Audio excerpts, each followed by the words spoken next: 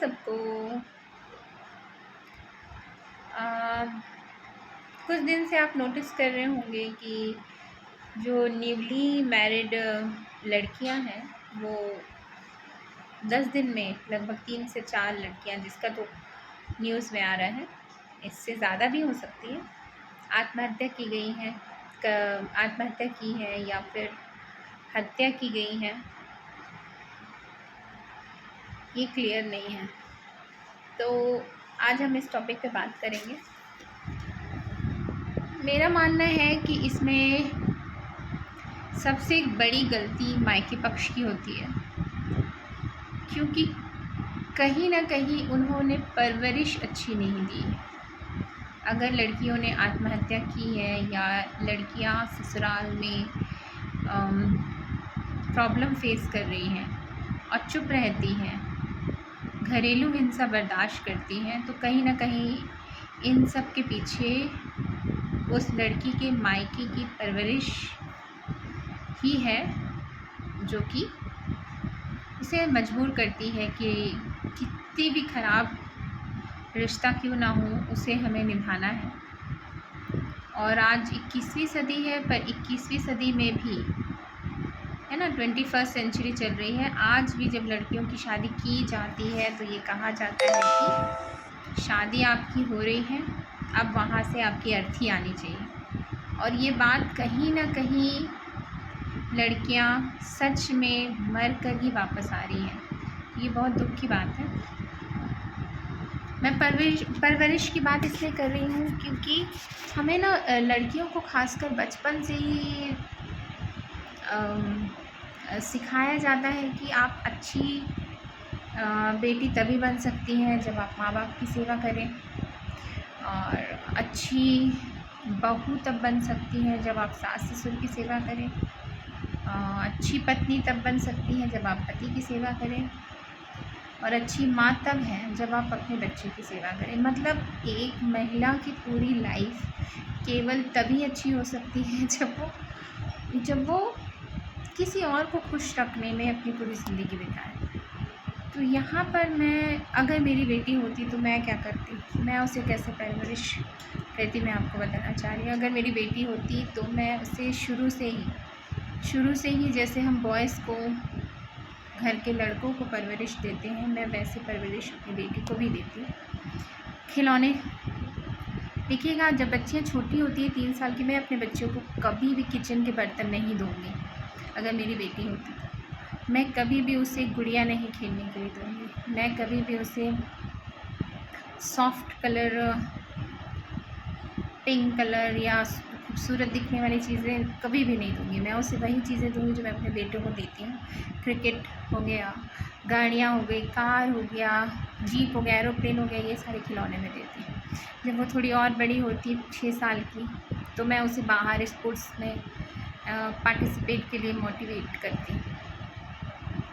उसे ज़्यादातर मैदान में रखती, खेलो, दौड़ो, कूदो, दुनिया देखो, अपनी बॉडी पे ध्यान दो, अपनी बॉडी स्ट्रॉन्ग करो। बॉडी स्ट्रॉन्ग होने से आपका ब्रेन लेवल भी आपका स्ट्रॉन्ग होता है, ये बात को मैं मानती हूँ। ये सारी चीज़ों में अपनी बेटी पे ध्यान देती। फिर जब वो 15-16 साल की होती, मैं उसे पूरी आज़ादी देती कि तुमको जहाँ जाना है वहाँ तुम जाओ, लोगों को देखो, जानो, परखो, कौन अच्छा है, कौन बुरा है। जब तक आप मिलेंगी नहीं, बातचीत नहीं करेंगी, आप उसके बारे में कुछ भी नहीं जान सकती। पर लड़कियों को क्या करते हैं, हम घर में बंद करके रखते हैं। मैं कई बार, ये पास में गुरुकुल ग्राउंड है, मैं कई बार जाती हूँ। जैसे सुबह हो गया, अगर सुबह नहीं जा पाती मैं तो शाम में जाती हूँ। वहाँ देखती लड़कियों की संख्या 1% भी नहीं रहती है। अगर लड़के वहाँ 50 हैं तो लड़कियाँ 1 या 2 रहती हैं, उससे ज़्यादा लड़कियाँ ग्राउंड में दिखती नहीं। तो लड़कियाँ करती क्या हैं? लड़कियाँ घर पर बैठी हैं, घर के काम कर रही हैं, घर की साफ़ सफाई कर रही हैं, बर्तन मांज रही हैं, कुछ नहीं है तो खाना बना रही हैं। ये सारी चीज़ें लड़कियाँ करती हैं, लड़कियों से करवाया जाता है बचपन से ही। मेरी बेटी जब 15-16 साल की रहेगी तो मैं तो उसे पूरे स्पोर्ट्स में पार्टिसिपेट कराना, बाहर भेजना। नहीं, अपनी सेफ्टी का खुद ध्यान तुमको देना है।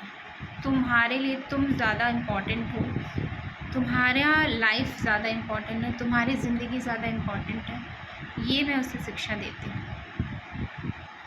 जब तक तुम खुद स्ट्रॉन्ग नहीं बनोगी, तुम्हारी फैमिली में कोई स्ट्रॉन्ग नहीं रहेगा, ये मैं उसके दिमाग में भरती हूँ। जब वो 19-20 साल की होती तो मैं उसे बोल देती कि भाई अब आपको अपने पाँव में खड़े होना है, अपना खर्चा उठाना है, अपना जॉब करना है, अपना बैंक बैलेंस बनाना है।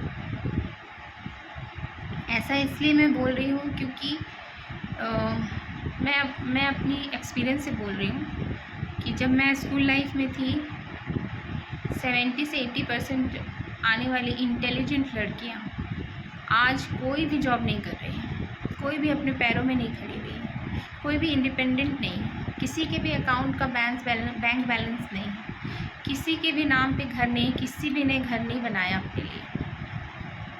तो ये सारी चीज़ें हम लड़कियों को सिखाते हैं। लड़कियों का मुझे ऐसा लगता है कि lड़कियों को अगर लड़कियां हो जाती है तो उसका पूरा फोकस रहता है कि शादी करना है और अपने ससुराल में रहना है, तुम्हारा घर वही है। दिमाग में उनके इस तरह भर दिया जाता है। ये तो कुछ नहीं, कुछ लड़कियां तो चलो आत्महत्या कर लेती हैं, डर जाती हैं, घबरा जाती हैं, पर कई ऐसी लड़कियां होती हैं जो मेंटली स्ट्रेस में रहती है।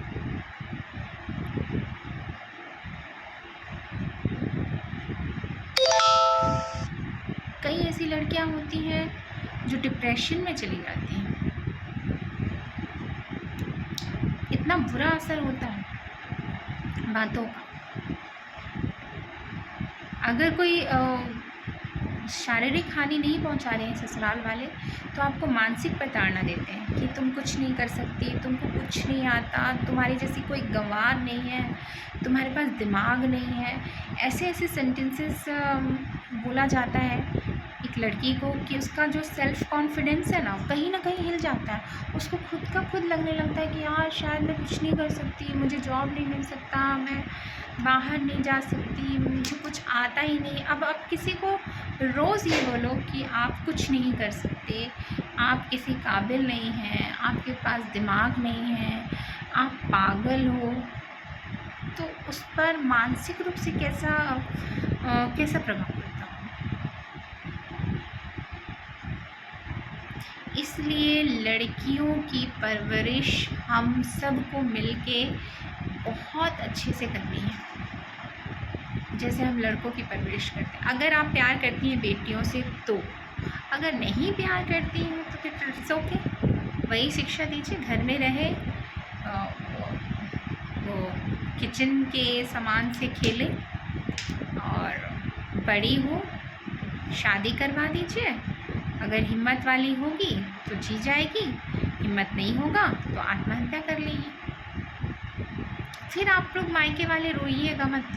ये जो मायके वाले रोते हैं ना, मुझे बहुत दुख लगता है।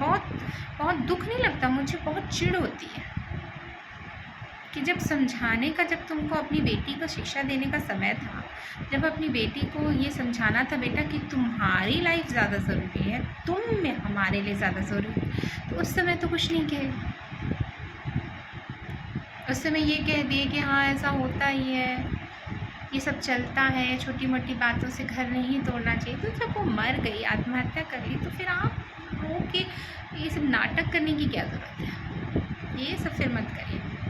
तो मेरा मानना है कि सारी गलती मायके वाले की होती है, ससुराल वाले की कोई गलती नहीं होती। आपने अपने बच्चों को कैसी परवरिश दी है, अपनी बेटी को कैसे मानसिक रूप से स्ट्रॉन्ग बनाना है, वो आप डिसाइड करेंगी अगर प्यार करती हैं तो।